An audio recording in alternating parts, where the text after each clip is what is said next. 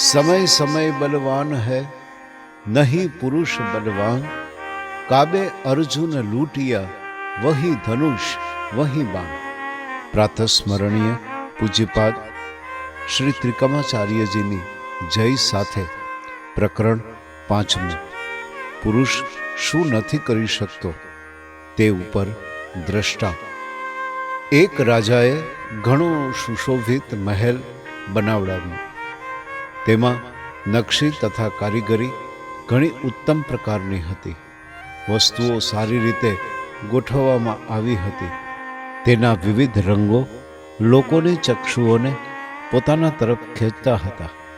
ઘણા લોકો તે જોવા સારું આવતા હતા અને તે બંગલાના તેમજ રાજાના વખાણ કરતા હતા। તેવામાં ત્યાં એક યોગી આવી પહોંચ્યો। તે યોગીએ જગતના પદાર્થોની અસારતા અનુભવી હતી અને તેથી અરણ્યમાં જઈ દેહ દમન કરી પોતાના પ્રાણ તથા વીર્ય ઉપર જય મેળવ્યો હતો અને દસમે દ્વાર તેનો નિરોધ કરી શકતો હતો। આથી વીર્યનું વજન વધ્યું અને તેનામાં પ્રભુતા, સત્તા, સમૃદ્ધિ અને જ્ઞાન પણ વૃદ્ધિ પામ્યા હતા। તેવો યોગી પૃથ્વીનું પાપ દૂર કરવા પૃથ્વી પર વિચરતો વિચરતો સ્થળમાં તે બંગલા પાસે આવી પહોંચ્યો। તેણે તે બંગલો જોયો અને ત્યાં પડેલા કોલસા વડે બંગલાની ભીત પર લખી નાખ્યું કે પુરુષ શું નથી કરી શકતો। પછી તે યોગી વિરક્ત, અવાચક, નિરાશી અને નિર્વાસનિક હોવાથી તે શહેરમાંથી ચાલ્યો ગયો। ઘણા લોકોએ તે અક્ષરો જોયા હતા અને વાંચ્યા પણ હતા, પણ કોઈએ તેનો સાર લીધો ન હતો। થોડા સમય પછી બીજો કોઈ યોગી ત્યાં આવી પહોંચ્યો। તે પણ તેવો જ મહાન હતો। તેણે અક્ષરો જોયા, વાંચ્યા અને લખી નાખ્યું કે કરના ચાહીએ। તેનો કહેવાનો ભાવાર્થ એ હતો કે મનુષ્ય ચાહે તે કરી શકે। એ વાત ખરી, પણ તેવો પ્રયત્ન કરવો જોઈએ। ખાલી વાતોથી લાભ નથી। બ્રહ્માએ પુરુષાર્થન કરી તો 7 પાતાળ, 7 બ્રહ્માંડ, 10 દિશાઓ, 9 ખંડ, પૃથ્વી, દરિયો, દ્વીપો, તારા, નક્ષત્ર સહિત સૃષ્ટિ રચી છે। બૃહસ્પતિ પુરુષાર્થ વાપરી દેવોના ગુરુ થયા અને ઇન્દ્ર પોતાના પરાક્રમ વડે ઇન્દ્રાસનના અધિપતિ થયા। માટે જો કોઈ મનુષ્ય કોઈ વસ્તુ પ્રાપ્ત કરવાને ખરા જીગરથી પુરુષાર્થ કરે અને વચમાં વિઘ્નો આવતા છતાં પણ પુરુષાર્થ ન છોડે તો અંતે જરૂર તે ઇષ્ટ સિદ્ધિ કરી શકે। પણ જેઓ આળસુ, નાદાન અને લબાડ છે તેઓ શ્રદ્ધા વગરના હોય વિઘ્ન આવતા પુરુષાર્થ છોડી અનેક રીતે દુઃખી થાય છે અને દેવ તથા ભવિષ્યને વૃથા દોષ દે છે। કોઈ પણ મહાન વસ્તુ પ્રયત્ન વિના મળતી નથી અને જેમ વિઘ્ન વિશેષ તેમ તે વિઘ્નોને ઓળંગતા ખરી શક્તિ પ્રગટે છે। જેમણે વીર્ય તથા તત્વ પર જય મેળવ્યો છે તેઓ તો ગમે તેવા દુર્જર વિઘ્નો પર જય મેળવી શકે છે, કારણ કે તેમનામાં પૂર્ણ શ્રદ્ધા, પાકી બુદ્ધિ અને નિર્ભયતા તથા ખરી હિંમત હોય છે। પણ સામાન્ય મનુષ્યના મન તો સાદા, અસ્થિર અને ચંચળ, આકુળ વ્યાકુળ રહે છે। તેથી તેઓ કોઈ પણ કાર્યમાં પોતાનું મન પૂરેપૂરું પોરવી શકતા નથી અને જ્યાં ત્યાં તેઓને નિષ્ફળતા મળે છે। રાક્ષસોના તત્વ વિપરીત ચાલતા હતા અને રામચંદ્રજીએ શુભ તત્વ ચલાવ્યું।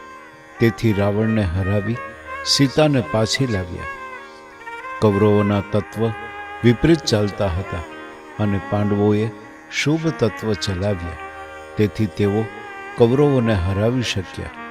માટે સારમાં સાર એ છે કે ધર્મ, અર્થ, કામ અને મોક્ષ એ ચારેયની પ્રાપ્તિ માટે બીજક વીર્ય પર જય મેળવો અને તત્વનું જ્ઞાન પ્રાપ્ત કરો અને આ રીતે નિર્ભયતા પ્રાપ્ત કરો. એક બ્રાહ્મણ 4 વેદ, 6 અંગ, 18 પુરાણ, શ્રુતિ, સ્મૃતિ વગેરે ભણ્યું અને પોતાની સાથે નોકર, રસોઈયો, સેવક વગેરે રાખી મોટા મોટા રાજ્યમાં ફરતો હતો અને જે રાજ્યમાં જાય તે રાજ્ય તેનું ખર્ચ પૂરું કરતું હતું. એક દિવસ તે પંડિતે પોતાના રસોઈયાને કહ્યું કે મેં ઘણા દિવસથી કોબીનું શાક ખાધું નથી. મારી આજે તે ખાવાની રુચિ થઈ છે, માટે તું તેને બરાબર સમારી તેનું સ્વાદિષ્ટ શાક બનાવજે. રસોઈએ સારી કોબી નોકર પાસે મંગાવી, પોતે બીજું બધું ભોજન તૈયાર કર્યું અને તે કોબી સુધારવા, સમારવા બેઠો. તેણે તો કોબીના પાંદડા જ જોયા, પણ તેમાં કોબી સિદ્ધ થઈ નહીં, પણ તેમાં કાંઈ તત્વ તેના જોવામાં આવ્યું નહીં. કોઈ પણ સ્થળે તેણે કોબી જોઈ નહીં. કોબીએ નામ વૃથા કલ્પિત હતું. પંડિતજીએ ઘણા પાના ઉકેલ્યા, ઘણા શાસ્ત્રો વાંચ્યા, પણ તેમાંથી કાંઈ સાર તે શોધી શક્યા ન હતા. તે રસોઈયાએ તો કોબી જોવામાં બધો સમય પસાર કરી નાખ્યો, એટલે પાછળથી ઉતાવળમાં સ્વાદ વગરનું શાક બનાવ્યું. પંડિતજી વખત થતાં જમવા માટે આવ્યા. બધી રસોઈ પીરસાઈ ગઈ. તે બધી રસોઈ સ્વાદવાળી હતી, પણ કોબીનું શાક પંડિતજીને સ્વાદ તથા સુગંધ વગરનું લાગ્યું. ત્યારે રસોઈયાને તેનું કારણ પૂછ્યું, આ કોબીના શાકમાં કેમ સ્વાદ તથા સુગંધ જણાતા નથી? રસોઈએ જવાબ આપ્યો, સાહેબ, કોબી સુધારવા માંડી પણ ક્યાંય કોબી સિદ્ધ થઈ નહીં. મને તેનો પત્તો લાગ્યો નહીં. ત્યારે મને લાગ્યું કે કોબી એ નામ કલ્પિત છે. જગતના વ્યવહાર માટે નામની કલ્પના છે, બાકી કોઈ વસ્તુનું નામ તે વસ્તુમાં નથી. પંડિતજી, તમે ઘણા પાના ફેરવ્યા, પણ તમને કશામાં સંતોષ કે સાર જડ્યો નહીં. આવો વિચાર કરવામાં મને ભાન રહ્યું નહીં. તેથી શાક સ્વાદ કે સુગંધ વિનાનું થઈ ગયું. આ વચનો સાંભળીને પંડિતજીને ભાન આવ્યું. તરત જ સર્વસ્વનો ત્યાગ કરી સંન્યાસ લઈ વનમાં ચાલ્યા ગયા અને બ્રહ્માકાર વૃત્તિ લગાવી અને પ્રાણ તથા બિંદુ પર જય મેળવી તે બંનેનો 10મે દ્વાર નિરોધ કર્યો અને ક્ષુધા, તૃષ્ણા, કાળ કે ખૂની કોઈ પણ તેનો નાશ ન કરી શકે તેવી સ્થિતિ પ્રાપ્ત કરી. એક યોગીએ ઘણા લાંબા સમય સુધી દેહ દમન કરી સર્વ વસ્તુઓને વશ કરી પ્રાણ તથા વીર્ય ઉપર જય મેળવી 10મે દ્વાર તેનો નિરોધ કર્યો હતો અને આ રીતે તેણે અદ્ભુત જ્ઞાન પ્રાપ્ત કર્યું હતું અને તેનામાં પ્રભુતા, સત્તા તથા સમૃદ્ધિ આવ્યા હતા. વળી તે યોગી વિરક્ત, અયાચક, નિરાશી, નિર્વાસનિક તથા નિર્દોષી હતો. વળી તેનો દેહ કંચન વર્ણ જેવો શોભતો હતો. તે કોઈ શહેર પાસેના જંગલમાં આવી બેઠા હતા. તેવામાં તે શહેરના કોઈ મનુષ્ય તેમને દીઠા, એટલે તેણે જઈ તે શહેરમાં વાત કરી. એટલે ઘણા મનુષ્યો તે યોગી પાસે આવવા લાગ્યા અને સત્સંગનો લાભ લેવા લાગ્યા. તે શહેરમાં એક પંડિત બ્રાહ્મણ હતો. તેને આ લોકો કહેવા લાગ્યા કે કોઈ મહાત્મા પુરુષ પાસેના જંગલમાં પધાર્યા છે. તમે ત્યાં આવો અને તેમની સાથે વાર્તા કરો તો અમને વિશેષ લાભ થાય. તે પંડિતે કહ્યું, હું સર્વ વિદ્યા જાણું છું. મારે તેમની પાસેથી કાંઈ શીખવાનું નથી તો શા સારું હું ત્યાં આવું? લોકો તે યોગી પાસે ગયા, પણ આ પંડિત ગયો નહીં. તેણે તો પોતાના શિષ્યને એક દૂધનો ભરેલો સોનાનો પ્યાલો છલકાઈ નહીં તેવી રીતે એક થાળમાં મૂકી યોગી વાસ્તે મોકલાવ્યો. તેનો કહેવાનો ભાવાર્થ એ હતો કે જેમ આ પ્યાલો દૂધથી ભરેલો છે, તેમ હું સર્વ વેદના જ્ઞાનથી ભરેલો છું. માટે તમારી પાસે જ્ઞાન મેળવવા માટે આવવાની મને જરૂર નથી. લોકોએ તે યોગીને કહ્યું, આ પ્યાલો પંડિતજીએ આપને વાસ્તે મોકલ્યો છે, તે ગ્રહણ કરો. યોગી તે પંડિતજીનું રહસ્ય સમજી ગયા. તે યોગીએ લોકોએ આણેલી ખાંડ તથા મસાલો લઈ તેમાં ધીમે ધીમે દાખલ કર્યા. દૂધ જાડું થયું, પણ તેમાં કાંઈ છલકાયું નહીં, તેમ વધેલું જણાયું નહીં. પછી તે દૂધનો પ્યાલો પંડિતજીને પાછો મોકલાવ્યો. પંડિતજીએ પ્રથમ તો એમ ધાર્યું કે જેમ હું જ્ઞાનથી ભરપૂર છું, તેમ તે યોગી પણ છે, એમ બતાવવા ભરેલો પ્યાલો પાછો મોકલાવ્યો. પણ જ્યાં તેમાંથી એક ઘૂંટડો પીધો એટલે જણાયું કે આ દૂધમાં સુગંધ તથા મીઠાશ વધ્યા છે, પણ દૂધ તો તેટલું ને તેટલું જ રહ્યું છે. પંડિતજીનો ભ્રમ ભાંગી ગયો. પોતાના ખોટા સર્વજ્ઞપણાનો ગર્વ જતો રહ્યો. પછી તે પંડિત યોગી પાસે જઈ તેમને નમસ્કાર કર્યો. યોગીએ પંડિતને કહ્યું, હે ભાઈ, ભણેલું જ્ઞાન પોપટના વાક્ય જેવું છે, પણ તેમાં અનુભવ જ્ઞાનની જરૂર છે. તમારું જ્ઞાન દૂધના જેવું મોડું અને ફિક્કું હતું, પણ તે જ્ઞાન પ્રમાણે વર્તન થાય ત્યારે તે જ્ઞાનરૂપી દૂધમાં ખરી મીઠાશ અને સુગંધ આવે છે. એક બ્રાહ્મણ 4 વેદ 6 અંગ 18 પુરાણ ભણીને ઘેરે આવ્યો. વેદ વગેરે ભણવાથી બુદ્ધિ તો વધી, પણ ઉદર નિર્વાહ તથા કુટુંબના નિર્વાહ માટે શું કરવું તેને માટે ઘણા વિચારો થવા લાગ્યા. તેણે એક સ્થળે વાંચ્યું હતું કે નર સોહી હુન્નર, જે મનુષ્યમાં હુન્નર છે તે જ ખરો નર છે. પણ પોતાને તો કોઈ હુન્નર આવડતો ન હતો, તેથી તેણે યોગનો માર્ગ સ્વીકારવાનો વિચાર કર્યો. કારણ કે યોગ જ છેવટે નિર્ભય પદ પ્રાપ્ત કરાવે છે. તેથી તે બ્રાહ્મણે પંચિયાનો કટકો ફાડી લંગોટી બનાવી અને બીજા કટકાની જોડી બનાવી. પછી તેણે યોગ સાધના કરી અને તત્વ તથા વીર્યનો જય કરી 10મે દ્વાર તેનો નિરોધ કર્યો અને અદ્ભુત જ્ઞાન, શક્તિ, સત્તા તથા પ્રભાવ મેળવ્યા. હવે પોતાની યોગ વિદ્યાની પરીક્ષા કરવા તેણે વિચાર કર્યો અને પાદશાહની શાહજાદી પરણવાનો નિશ્ચય કર્યો. તે ફકીરના વેશમાં એક શહેરના કોટની સમીપ આવ્યો. ત્યાંથી ફાટેલ લુગડાના ટુકડા તથા દુર્ગંધ મારતા પાટા એકઠા કરી તે વડે જોડી ભરી અને પાદશાહની કચેરી નીચે જઈ ધૂણી લગાવી અને તેમાં તે ટુકડા નાખવા લાગ્યો. તેથી તેમાંથી દુર્ગંધ ભર્યો ધુમાડો નીકળવા લાગ્યો.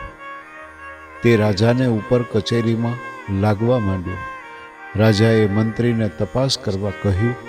મંત્રીએ આવી ફકીરને ત્યાંથી ઉઠવા અને દૂર જઈ ધૂણી કરવા જણાવ્યું.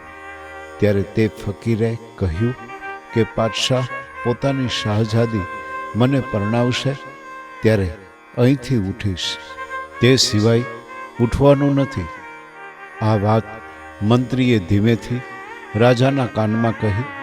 રાજાને ક્રોધ ચડ્યો અને આજ્ઞા કરી કે કાં તો તેને દૂર ઉઠાવો, નહીં તો તેને મારી નાખો. મંત્રીઓએ રાજાને સમજાવ્યું કે એ યોગી છે અને યોગબળ એ રાજ્યબળ કરતાં વિશેષ છે. માટે તે આપણને ભારે નુકસાન કરી દેશે. સગર રાજાના 60,000 પુત્રો, 33 કરોડ દેવતાઓને તથા ઇન્દ્ર રાજાને કંપાવતા, પણ જ્યારે તેઓએ યોગી કપિલ મુનિને કંપાવ્યા ત્યારે હોઠ કે જીભ હલાવ્યા વિના હુંકાર માત્રથી તે સર્વ બળીને ભસ્મ થઈ ગયા. વળી આગસ્ત્ય ઋષિ યોગી હોવાથી દરિયાનું આચમન કરી તેનું પાણી પી ગયા અને તેમને દરિયાનું અભિમાન ઉતાર્યું. કશ્યપ ઋષિ મોટા યોગીશ્વર હતા. તેમનું વય માત્ર 18 વર્ષનું હતું. છતાં 78 રામા અવતાર ચાલ્યા ગયા ત્યાં સુધી તે જીવતા રહ્યા અને કાળ ઉપર જય મેળવ્યો. વળી માર્કંડેય ઋષિનું વય માત્ર 72 વર્ષનું હતું. છતાં અનેક શંકરના કલ્પ ગયા તો પણ કાળ ઉપર જય મેળવી જીવતા રહ્યા. વળી યોગ સિદ્ધિને પામેલા જમદ અગ્નિ ઋષિએ સહસ્ત્રાર્જુનને રાજ્ય ગાદી વસાવી દીધી અને 12 તુંગ કટકને ભિક્ષા પૂરી પાડી. પરશુરામે યોગ સિદ્ધિ વડે 21 વાર પૃથ્વીને નક્ષત્રી બનાવી. તેમજ અત્રિ ઋષિ યોગ વિદ્યા પ્રાપ્ત કરી ત્રિગુણને બાળક કરી રાખવા સમર્થ થયા હતા. મંત્રીના આવા યોગ બળ વિશેના આખ્યાનો સાંભળી રાજાએ મંત્રી દ્વારા તે શાહજાદીનો અમૂલ્ય હાર ફકીરને બતાવ્યો અને કહાવ્યું કે આવો હાર તમે બીજો લઈ આવો તો પાદશાહ તેની પુત્રી તમને પરણાવે. તે ફકીર ત્યાંથી ઉઠી ચાલવા લાગ્યો. તેણે દરિયા કિનારે જઈ આસન માંડ્યું. સૂર્યાસ્ત સમયે અંધકાર આવે છે, પણ મનુષ્ય પુરુષાર્થ કરી દિવેલ અને વાટરૂપી સાધન વડે દીવો પ્રગટાવે છે. તેવી રીતે આ ફકીર પણ પોતાની 72 નાડીના અમી તથા પ્રાણને બ્રહ્મ અગ્નિમાં હોમી સંકલ્પ કરવા લાગ્યો કે કાં તો જમીન, આકાશ તથા દરિયો મારે જોઈતું દ્રવ્ય આપે, નહીં તો હું ત્રણેયને બાળી ભસ્મ કરીશ. આ યોગી પોતાના પ્રાણ તથા વીર્યને બ્રહ્મ અગ્નિમાં હોમે છે, તેમ મને પણ હોમશે. એમ ધારી સમુદ્ર અમૂલ્ય મણિઓની એક મોટી લહેર ઉછાળી દરેક મણિમાં કોટી સૂર્ય જેટલો પ્રકાશ હતો. તે યોગીએ પોતાને જોઈતા મણિ વડે જોડી ભરી લીધી અને બાકીના મણિઓને સમુદ્રે પોતાનામાં પાછા ખેંચી લીધા. આ જોડી સાથે તે ફકીર પાછો બાદશાહની કચેરી પાસે ગયો અને તે કચેરી નીચે તેણે ધૂણી સળગાવી અને પ્રથમની માફક ખરાબ ધુમાડો કાઢવા માંડ્યો. મંત્રીએ આવી તપાસ કરી. એને ફકીરને જોયો. ફકીરે મંત્રીને કહ્યું કે પાદશાહને બોલાવો. પાદશાહ આવ્યો અને તે ફકીરની જોડીમાં અમૂલ્ય મણિઓ જોયા. રાજાને લાગ્યું કે એક મણિનું મૂલ્ય મારા આખા રાજ્ય કરતાં પણ અધિક છે. આવો જમાઈ ક્યાંથી મળશે?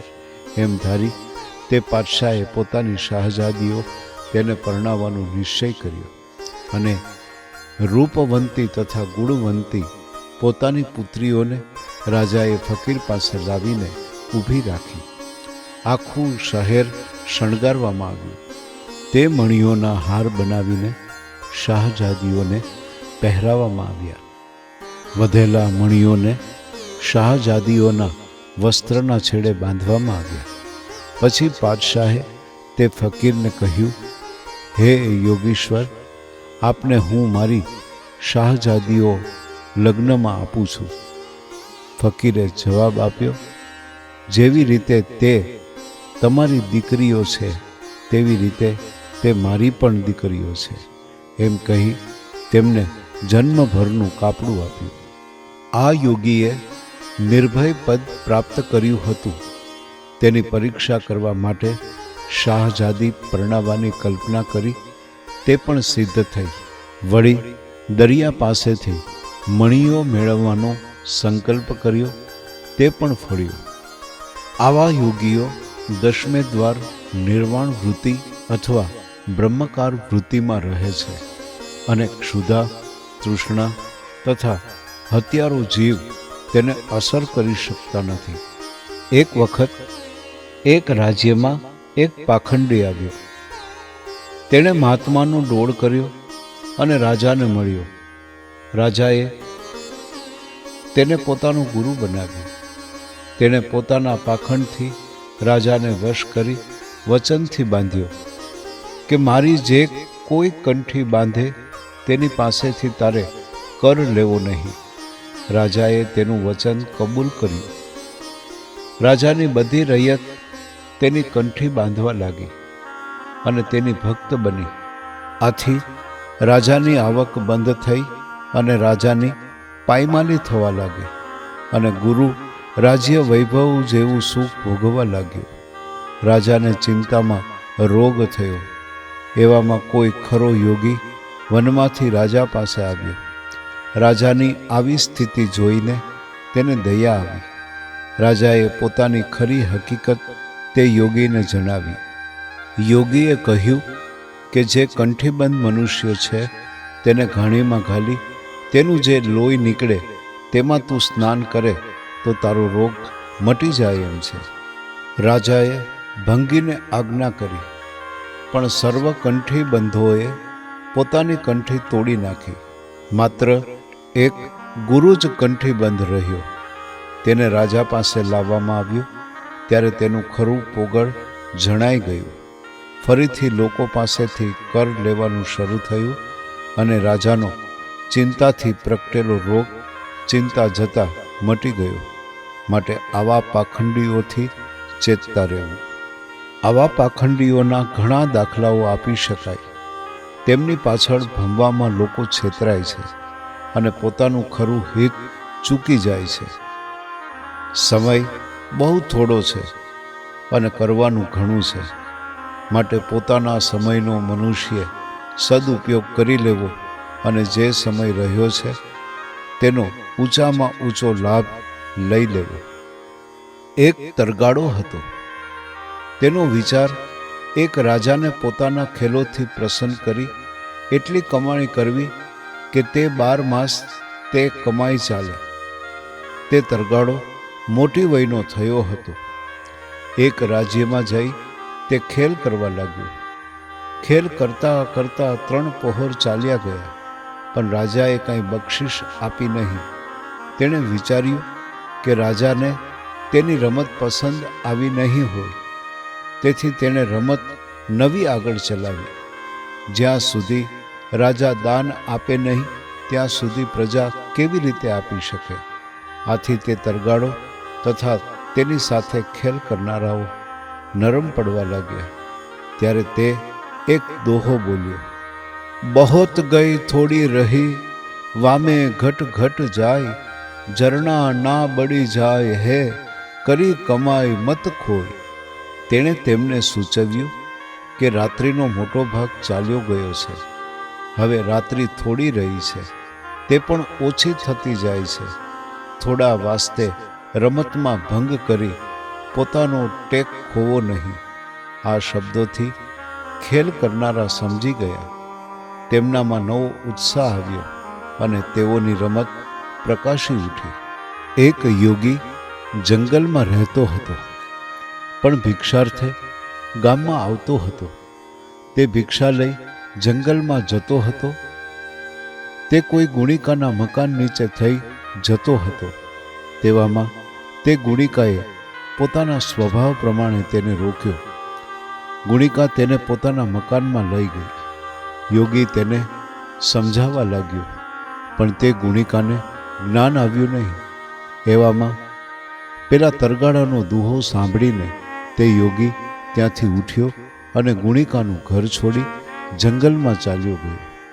કોઈ એક વૃદ્ધ ગુણિકા પોતાના યારની રાહ જોતી બેઠી હતી, પણ 3 પહોર રાત્રિના વીતવા છતાં પણ યાર આવ્યો નહીં. એવામાં તે તરગાડાનો દુહો તેને સાંભળ્યો. તેથી પોતાનો વેશ્યાનો ધંધો છોડી તેણે ભેખ લીધો.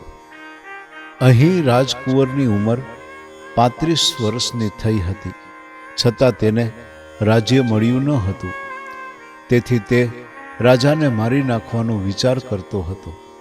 તેણે આ તરગાળાનો દુહો સાંભળી પોતાના વિચાર માટે પસ્તાવો કર્યો.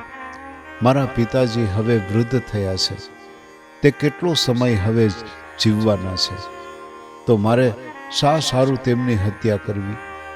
આ વિચારથી તરગાળાનો આભાર માનવા તેણે પોતાનો અમૂલ્ય હાર તેને ભેટ તરીકે આપ્યો. રાજાની પુત્રીનું વય 32 વર્ષનું હતું, છતાં તેનું લગ્ન કરવામાં આવ્યું ન હતું. માટે ઝેરનો પ્યાલો ભરી દૂધ સાથે આપવા જતી હતી. તેણે આ તરગાળાનો દુહો સાંભળી તે પ્યાલો ફેંકી દીધો અને પોતાનો અમૂલ્ય મોતીનો હાર તરગાળાને ભેટ તરીકે આપ્યો. રાજા તરગાળાનો મર્મસૂચક દુહો સાંભળીને વિચારવા લાગ્યો કે મારો પુત્ર રાજ્યને લાયક વયનો થયો છે, તથા મારી પુત્રીના હજી સુધી મેં લગ્ન કર્યા નથી, તથા મેં રાજ્યના સુખની અનેક પ્રકારની કલ્પનામાં મારો સમય એળે ગુમાવ્યો. આ વિચારથી તેને પસ્તાવો થયો. તેને પણ તરગાળાનો આભાર માનવા પોતાના કંઠનો અમૂલ્ય હાર તેને ભેટ આપ્યો. આ જોઈને પ્રજાજનોએ પોતપોતાની શક્તિ પ્રમાણે બક્ષિસો આપી. રાજાએ કુંવરીના લગ્ન કર્યા અને કુંવરને રાજ્ય ગાદી સોંપી અને પોતે અરણ્યમાં પોતાનો છેવટનો સમય સુધારવા ચાલ્યો ગયો. તરગાળો પણ તે દુહાનો અર્થ સમજ્યો અને રમત તથા મળેલું દ્રવ્ય છોડીને જંગલમાં જઈ બ્રહ્માકાર વૃત્તિમાં લીન થવા પ્રયત્ન કરવા લાગ્યો. આ તરગાળાના વચનથી 6 મનુષ્ય ખોટી ભ્રમણાથી મુક્ત થઈ પોતાનું શ્રેય સાધી શક્યા. સંસારમાં ખરું સુખ નથી, સુખનો આભાસ માત્ર છે. તે ઇન્દ્રજાળ જેવું સુખ છે. દરેક કાર્યમાં સંપત્તિની હાનિ, લાભની હાનિ, કર્મ, કલ્પના, કીર્તિ, અપકીર્તિ રહેલા છે. માટે જ્ઞાની પુરુષોએ સંસારના કાર્યોમાં કાંઈ સાર જોયો નહીં. માટે જ જ્ઞાનીઓ જણાવે છે કે જો સુખ સાર હોય સંસારમાં તો વૃથા સત્પુરુષો શાને તજે. જો સુખ સાર હોય સંસારમાં તો ભૂપત રાજ શાને તજે. જો સુખ સાર હોય સંસારમાં તો રાજ છોડી વનવાસ શાને વસે. જો સુખ સાર હોય સંસારમાં તો સાધી સમાધિ રાફડા શાને કરે. જો સુખ સાર હોય સંસારમાં તો ક્ષુધા તૃષા શાને રહે. જો સુખ સાર હોય સંસારમાં તો કાળ જીવન શાને હરે. પણ સુખ સાર નહીં સંસારમાં વૃથા કલ્પના શાને હરે. સંસારમાં સાર નથી, પણ જે યોગી કે ફકીર પાસે તમે શીખવા જાઓ તેનાથી પણ છેતરાઈ ન જાઓ તે બાબત ચેતવણી રાખશો. તેના ઘણા દાખલા આપવામાં આવ્યા છે, તો પણ એક વધારે દાખલો અત્રે આપવામાં આવે છે. એક રાજ્યમાં એક વિદ્વાન બ્રાહ્મણ પોતાની સ્ત્રી સહિત આવ્યો અને રાજાની સાથે મિત્રતા કરી તે બ્રાહ્મણ કુંવરને અને તેની સ્ત્રી કુંવરીને ભણાવવા લાગ્યો. રાજા રાણીનો તે બ્રાહ્મણ સાથે સ્નેહ વધતો ગયો.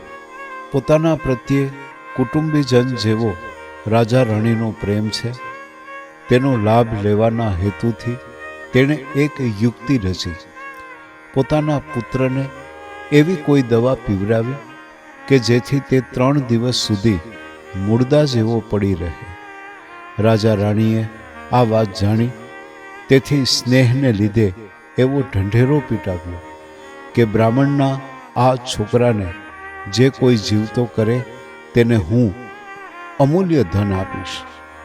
આ બ્રાહ્મણના 2 ભાઈઓ તે જ શહેરમાં પ્રથમથી આવીને વસ્યા હતા. તે ત્રણેયનો આ યુક્તિમાં ભાગ હતો. એક જોશી થઈને આવ્યો અને રાજાને કહેવા લાગ્યો કે આ કોઈ યોગીથી જીવતો થાય એમ છે. રાજાએ તપાસ કરાવરાવી તો શંકરના મંદિરમાં ત્રીજો ભાઈ યોગી તરીકે બેઠેલો હતો તે મળ્યો. તેને રાજા પાસે લઈ જવામાં આવ્યો. તેણે બ્રાહ્મણ પુત્રને એવી દવા આપી કે જેથી તેની મૂર્છા ઉતરી જાય. થોડીક વારમાં તે બ્રાહ્મણ પુત્ર જીવતો થયો. રાજાએ પોતાના વચન પ્રમાણે 1,00,000 સોના મોહર તે યોગીને આપવા માંડી. યોગીએ કહ્યું કે અમને વિરક્તોને તે ન ખપે, માટે આ જોશીને આપો. જોશી કહે, જેનો દીકરો જીવતો થયો તેને આપો. રાજાએ તે સોના મોહરો તે બ્રાહ્મણને આપી. આ પ્રમાણે ત્રણેય ભાઈઓ પાખંડમાં ફાગ્યા, એટલે રાતના વિદાય થઈ ગયા. આવી રીતે મોટા મોટા ઠગાય છે અને ઠગવાવાળા અનેક રસ્તાઓ લે છે. એવી અનેક વાતો સાંભળીએ તો અનેક પ્રસંગો આપણને મળે, પણ તેથી લાભ શો? માટે ટૂંકમાં સાચી સમજ આ પ્રમાણે છે તે જાણી લો. દુનિયા સર્વ દુઃખી, કોઈ મળે ન સાચો સુખી. સંત જો સાચો રસ્તો બતાવે, પણ અજ્ઞાનીને લુખી. દુનિયા સર્વ દુઃખી, કોઈ મળે ન સાચો સુખી. ભાત ભાતના ખાઈ પકવાનો, નાચ રંગ મચાવે. ભાવિક જન સૌ સાચું માની, એડે જન્મ ગુમાવે. દુનિયા સર્વ દુઃખી, કોઈ મળે ન સાચો સુખી. સંતના તત્વ જ્ઞાન ગ્રંથ, તે ફેરવ્યા પાખંડી પેટ ભરવા. અજ્ઞાની લોકો જપવા બેઠા, જ્ઞાન પાખંડનું ધરવા. દુનિયા સર્વ દુઃખી, કોઈ મળે ન સાચો સુખી. શાસ્ત્ર કહે છે કળિયુગના, મર્મ ધર્મ પાખંડ વર્તાશે. આજ કળિયુગમાં સાચું પડ્યું, તે સમજ્યા છતાં પસ્તાશે.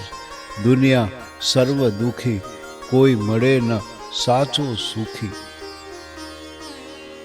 પાખંડ જપતા આવ્યો બુઢાપો, પણ ભુવન રસ ન છીપી. વિપ્ર ત્રિકમજી કહે જ્ઞાની જનને, સમજી લે બ્રહ્મ જ્ઞાન લીપી. દુનિયા સર્વ દુઃખી, કોઈ મળે ન સાચો સુખી. પ્રિય ભાવિક બંધુઓ, બાહ્યના દેખાવ તમારી અશાંતિ દૂર કરી શકશે નહીં. સ્વાનુભવ જેવો કોઈ ગુરુ નથી. જ્યારે તમને ખરા હૃદયથી લાગશે કે તમે પોતે આનંદ સાગર છો અને સુખ દુઃખ કીર્તિ અપકીર્તિ તમારા આનંદ સ્વભાવને અસર કરવા સમર્થ નથી, ત્યારે જ તમે અંતર્મુખી બની શકશો. ત્યારે જ તમે પોતાને ઓળખતા શીખશો. અને આ આત્મજ્ઞાન એ જ ખરો ધર્મ, એ જ ખરી ભક્તિ અને એ જ ખરું સત્ય છે. તમે પૂર્ણ છો, અનંત છો, સર્વ છો. માટે ખરા તેજથી પ્રકાશી તત્વનો વાસનારૂપ અંધકારથી તમારો ખરો પ્રકાશ ઢંકાઈ ગયો છે.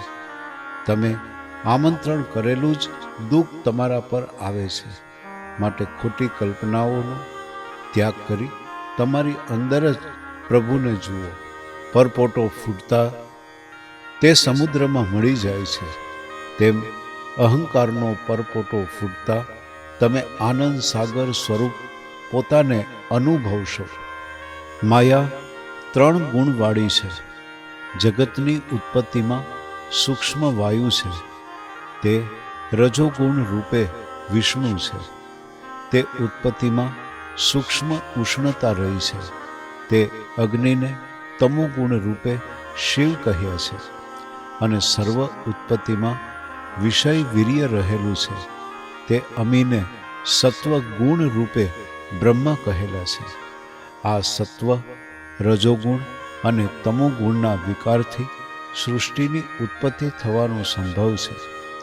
તેમ મનુષ્ય પ્રાણીમાં ડાબી નાસિકા, જમણી નાસિકા અને વચમાં ભ્રુકુટીમાં સુષુમ્ના નાડી છે.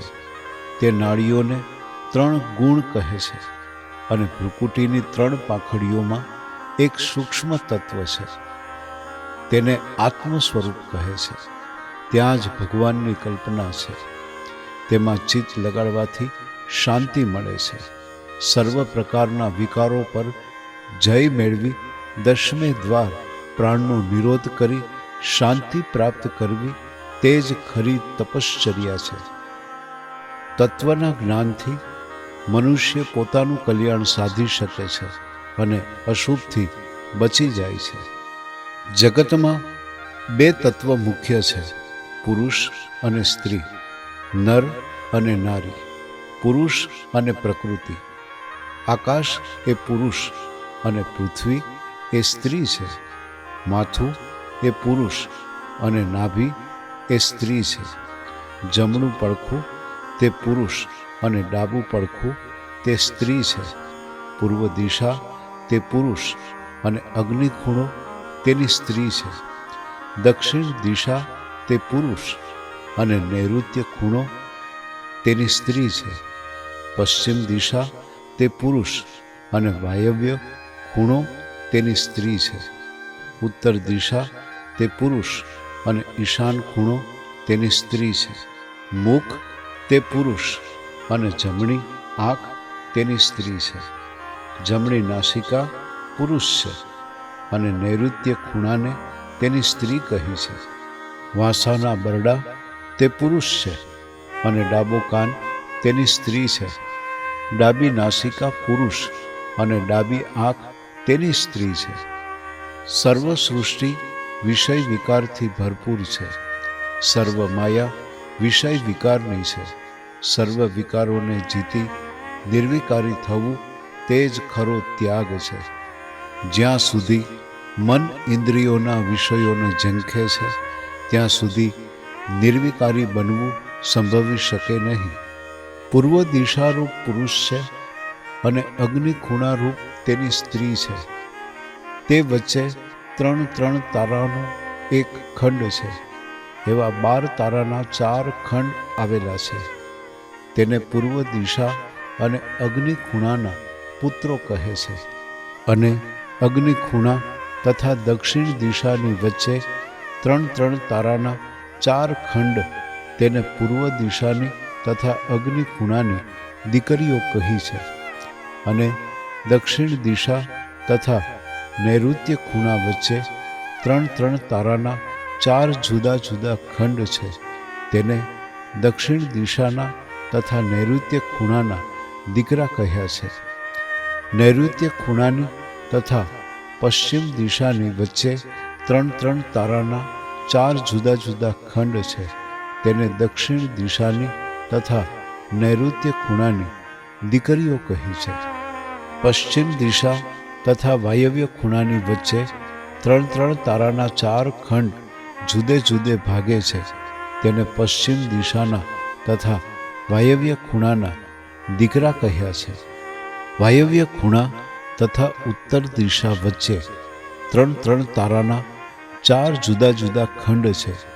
તેને પશ્ચિમ દિશાની તથા વાયવ્ય ખૂણાની દીકરીઓ કહી છે.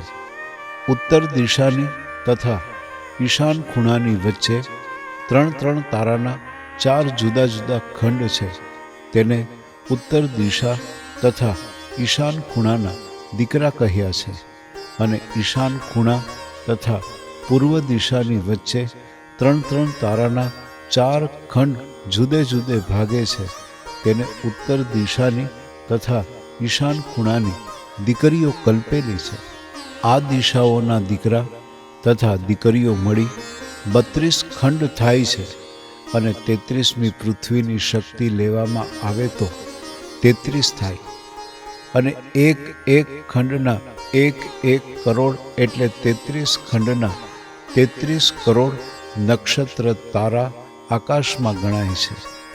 તેને જગતના જીવો 33 કરોડ દેવતા કહે છે. જો જગતમાં શુભ વર્તે તો દેવોએ રાક્ષસોને જીત્યા કહેવાય છે. અને જો અશુભ વર્તે તો રાક્ષસોએ દેવોને જીત્યા ગણાય છે. વર્ષમાં 24 પખવાડિયા છે. વળી પ્રાણીની ડાબી જમણી નાસિકામાંથી રાત દિવસમાં 24 વાર પ્રાણની ગતિ બદલાય છે. તેમ આ જગતમાં 24 અવતાર છે. વળી 10 ઇન્દ્રિયો, 5 તત્વો, 5 ઇન્દ્રિયોના 5 વિષયો તથા મન, ચિત્ત, બુદ્ધિ અને અહંકાર એ 24 તત્વો છે. તેમ 24 અવતાર છે. 10 ઇન્દ્રિયો તથા તેના દેવતા એટલે 20. તેમાં 5 તત્વ, 5 ઇન્દ્રિયોના વિષયો અને મન, બુદ્ધિ અને ચિત્ત એ બધા મળીને 33 કરોડ છે, જેને લોકો 33 કરોડ દેવ કહે છે. દશરથના જીવનનો તત્વ સાથેનો સંબંધ. રાજા દશરથે મૃત્યુ સમયે કૌશલ્યાને સંબોધી કહ્યું કે હે કૌશલ્ય, અજ્ઞાનપણામાં કરેલા પાપ કર્મનું ફળ મને આજે મળ્યું. હું જ્યારે કુમાર અવસ્થામાં હતો ત્યારે સરયુના તીર પર શિકાર કરવા ગયો હતો. ત્યાં મેં કેટલેક છેટે જળથી ભરાતા ઘડાનો અવાજ સાંભળ્યો.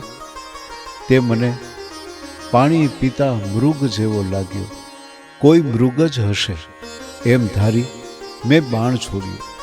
તે બાણ છૂટતા જ અરરરર એવો કોઈ મનુષ્ય પ્રાણીનો દયાજનક શબ્દ મારા સાંભળવામાં આવ્યો.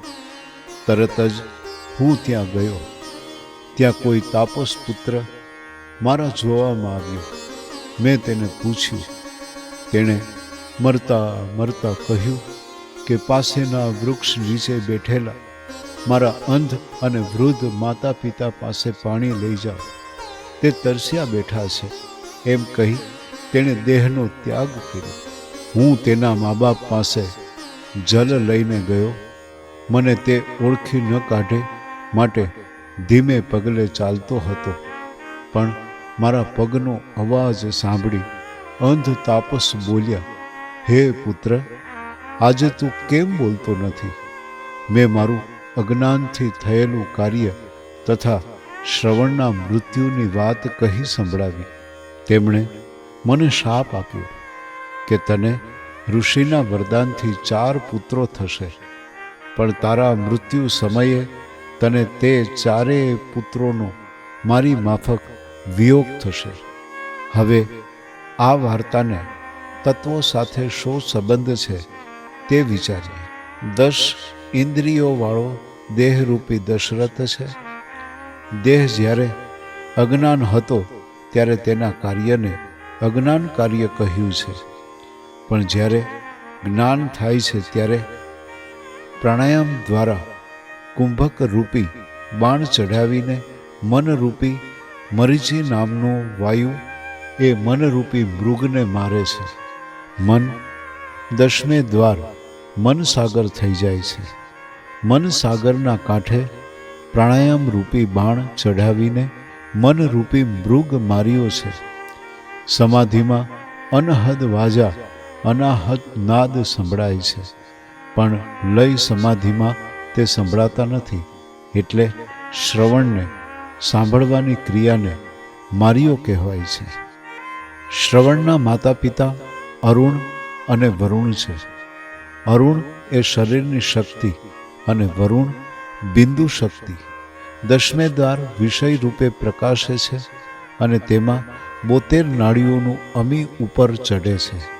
એ સમયે વાયુ, અગ્નિ, જળ તથા પૃથ્વી તત્વ લય પામે છે.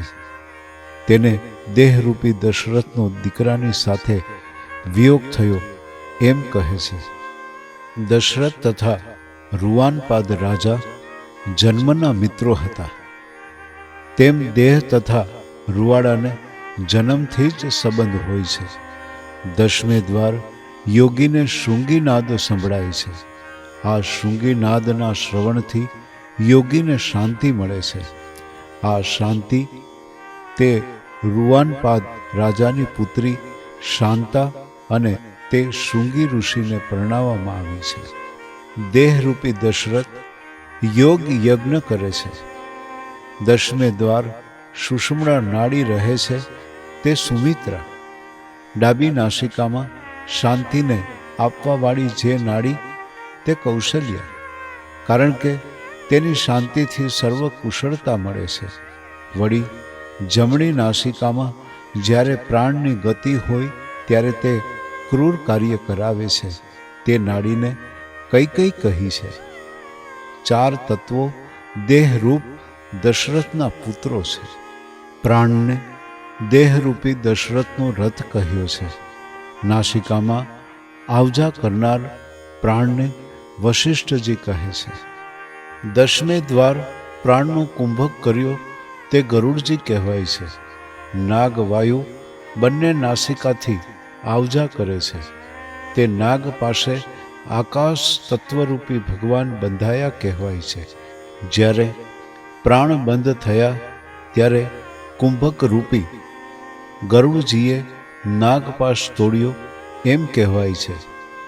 રામચંદ્રનો જન્મ થયો તે પૂર્વ નલ, નીલ, સુગ્રીવ, વાલી, હનુમાનજી, વાંદર, રીછ, ભીછ વગેરે જન્મ્યા હતા.